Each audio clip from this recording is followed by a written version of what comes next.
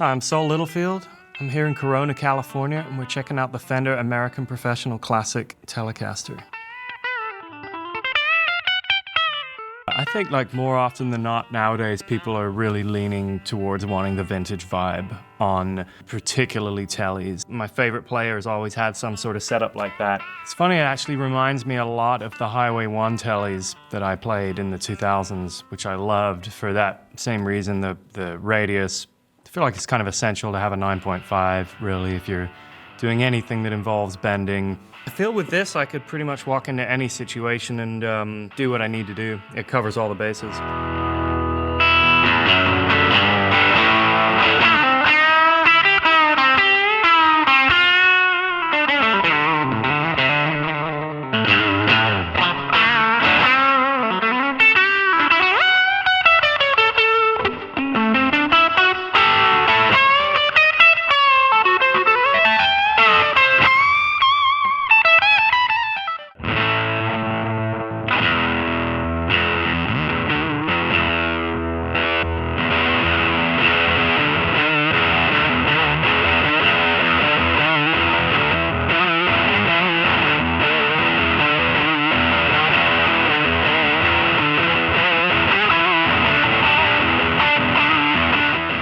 I think with a Butterscotch like this, I think that just brings back Blackguard 52.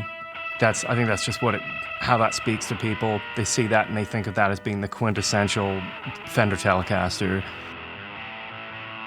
Incidentally, my first ever Tele was a Squier Butterscotch model that I loved. Even though it didn't look close to the original 52s, it just, to me as a 12-year-old, it had that aesthetic.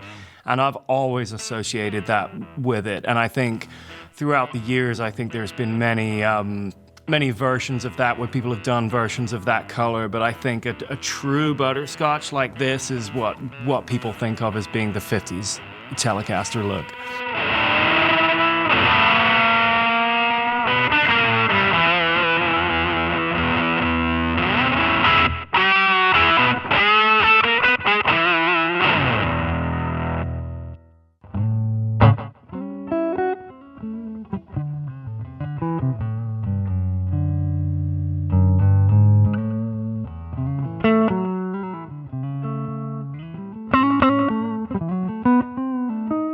These necks, they remind me so much of my favorite necks, which were the Highway 1 models that I grew up playing. The satin finish is just, that always feels right to me. Just feels very natural in your hand. The medium jumbo frets and the 9.5 radius. I think it's kind of a perfect mix between vintage and modern, really. Oh, notice we've got these new tuners, which are like a hybrid vintage modern. They still have the look and feel of vintage tuners, but they're actually attached with a nut, so there's no screws on the back, which would be really interchangeable if you wanted to put locking tuners on. Actually, on the A and E strings, they're actually a little bit larger, so you can still get a bunch of winds.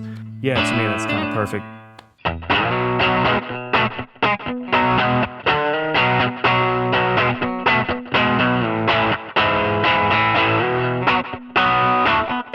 With these Coastline pickups, we've got a 63 spec with a slight overwind, which to me is perfect because you're always going to want a little bit more output available. I've found in the studio there are certain underwound pickups that lend themselves to certain applications, but these just have a little bit more bite to them, which is fantastic.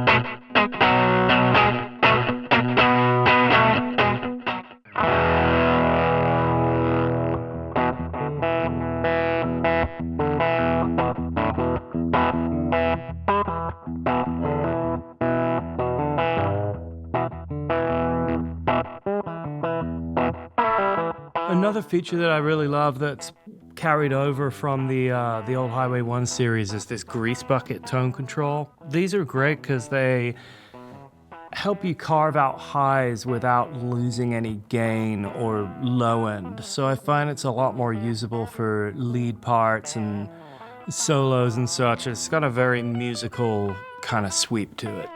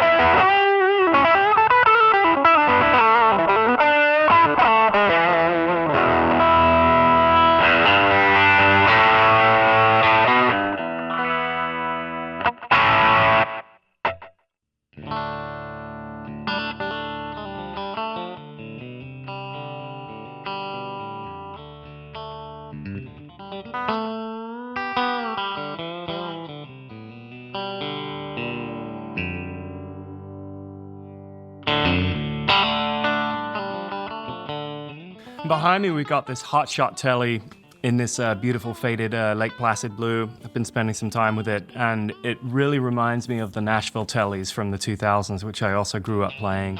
I loved the idea of having a Strat pickup in the middle, just be able to get sounds, and all my favorite Telly players added a pickup. And it's same deal, it's got the 63 Coastline Telly pickups, but it's got a 57 Strat pickup in the middle, which is kind of a perfect combination. And that one sounds fantastic too.